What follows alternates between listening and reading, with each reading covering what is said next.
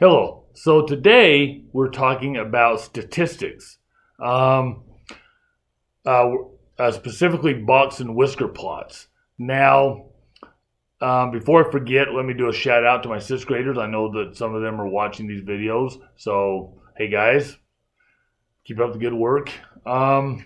So, I've got some data up on the board and it's unorganized.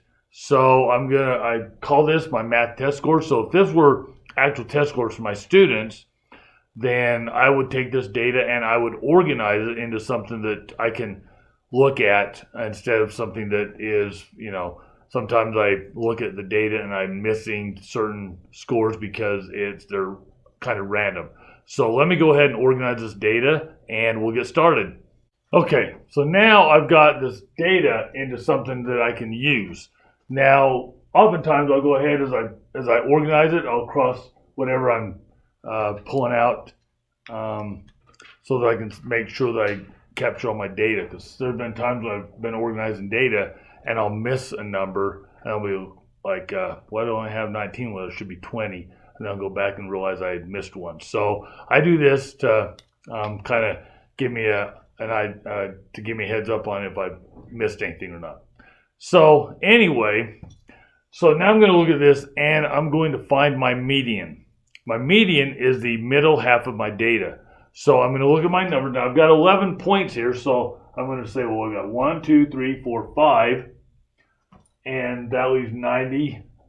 And then I've got 1, 2, 3, 4, 5. So I know that 90 is the middle point of my data.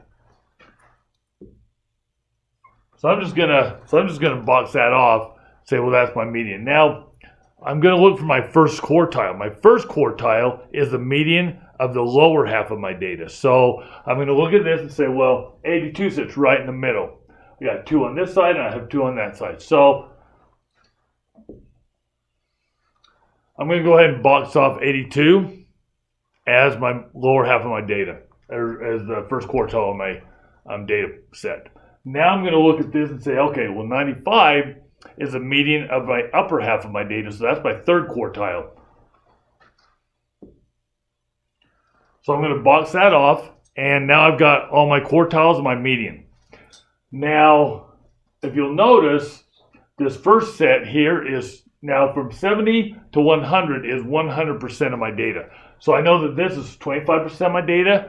This here's 25% of my data, 25 and 25. And that'll become obvious when we create the dot plot. So I'm going to go ahead and create my dot plot, and I'll see you in a second. Okay, so now I've created my box and whisker plot. What I did was I looked for my median and I drew a line above my 90 right there. That's my median. Then I looked for my first quartile and I drew a line above my 82 right here for my first quartile. Then I looked for my third quartile and I drew a line above my 95 for my third quartile. And then I drew my whiskers from the upper half of my box to my maximum and then from my lower half to my minimum. And that completed my box and whisker plot. Now I can look at this data and I can analyze it. So I can say, well, the top, at least 75% of my students scored 82% or better on their test, which is pretty good. I expect my students to get at least 80% or better overall grade. So 82 is pretty good for 75% of my students. I can say, well, I still have 25% of my students who are struggling a little bit. I've got 2 that are in the 70s.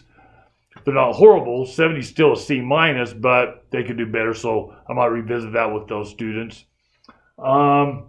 But if I were to do this box and whisker plot and I had a lot of my data down here at the lower end, then I might say, you know what? I need to go ahead and revisit that concept because those students are still struggling with it. So just to recap, I've got 25% of my data here, 25 here, 25 here, and 25 here, which together makes 100% of my data. So I can, and I can also say, my 25% of my students are scoring 95% or better. Or I can say my middle 50% are scoring between 82 and 94%, which is pretty decent. So I can go through and analyze this data and to determine how my students are doing on their test scores. I can use this for tests. I can use it for assignments, figure out how the students are doing on their overall assignments, etc., or tests, quizzes, etc. So you can use this for basically anything. If you have data you need to organize and analyze, this is a great way to do it. Now, when I have my box and whisker plot, I cannot find my mean, which is my average, because I need all my data points, because I don't know how many 86s or 88s or 82s I have in here, or if there is even 82s or 86s or 85s or 91s, for instance. But so I can't find my mean. I can't find my mode because I don't know how much of these numbers are in this box and whisker plot. But I can find my range. I know my range is from 100 to 70. And I know that my median is 90 because it's right here, my median. Okay, so those are two things I can find.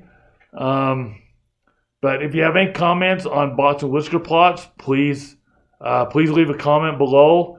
And like this video and share and subscribe, and I'll see you on the next video. Thank you.